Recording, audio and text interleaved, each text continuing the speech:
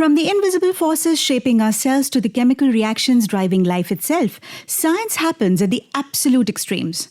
Good evening, friends. Welcome to the English program. I'm your host, Shiba Rakesh. And in today's edition, we are peering through the microscope with a rising star in the scientific community. She is bridging the gap between physics and chemistry to unlock the deepest secrets of human biology. Please welcome Biophysics and Biochemistry PhD candidate, Devanshi Prakash. Welcome to the studios of Akashvani Lucknow, Devanshi. Thank you so much for calling me. I'm so happy to be here. Let me start by asking you, what is the simplest way to explain your PhD research to, let's say, a 5-year-old?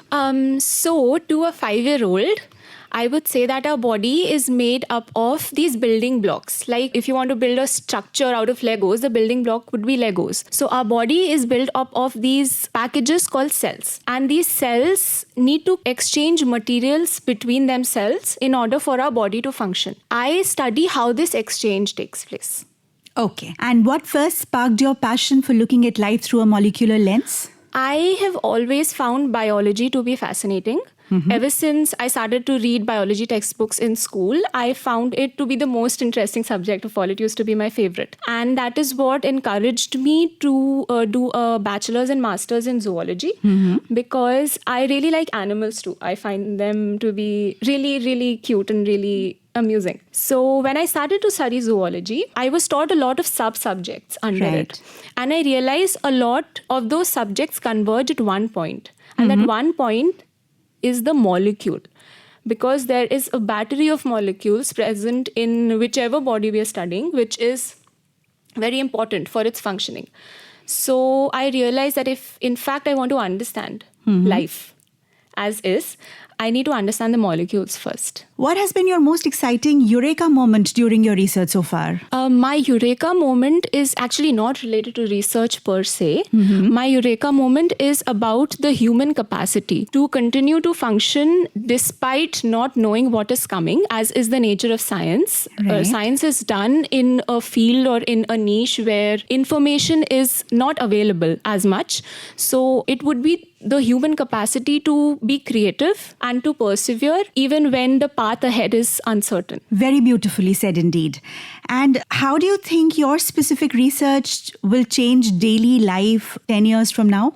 So my research is quite fundamental in nature because it functions on the building block of how the body functions. So it can have a huge variety of implications in a lot of fields. Like? But one that is quite certain is how we look at mood disorders and psychological conditions. All right. Because I look at neurotransmitters in particular and how they are transported in the body and how different drugs and molecules interact with them.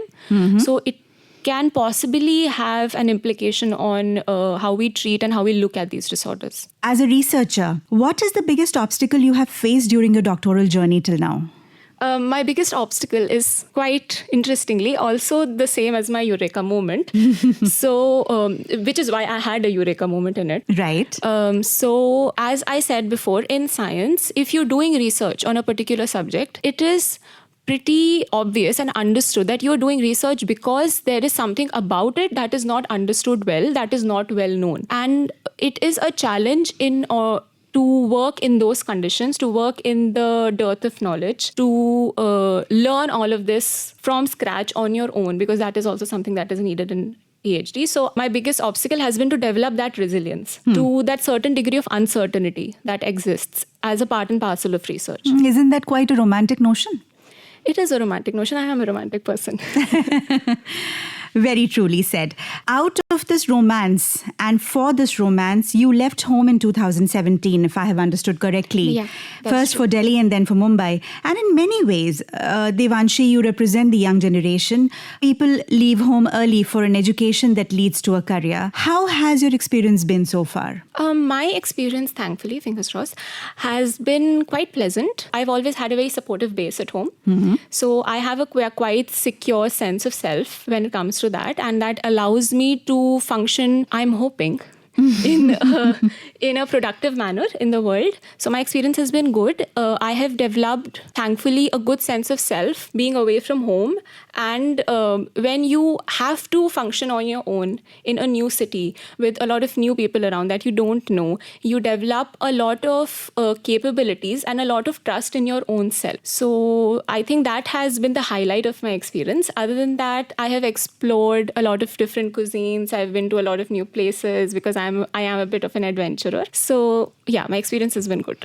And what would you like to say to people who would find an extreme surge or an extreme burst of freedom and are not able to handle it? You need to have an anchor because it's very easy to get adrift when you're away from home, when you're not in as close contact and as close communication with your family as you used to be. So you need to have an anchor. Otherwise, sooner or later down the road, you will feel like you are lonely and you don't really have any direction in life. And I think that can be quite scary. As a woman who's deeply into science and who is into research, what would your message be to anybody who's an aspiring academician or researcher? I think it is very important before pursuing academics in any field is to make sure that you are deeply interested in the field that you are opting to pursue research in, because that will be the driving force for your research. And it is a very romantic notion to, pursue knowledge for the sake of knowledge and to live for the sake of knowledge. But the nitty-gritty of it is that this is quite a grueling process and it can be an isolating process as well. So make sure that you have inquired with it and you are very sure of the fact that this is what you want to in fact do with your life, because it is kind of a calling. It is not a career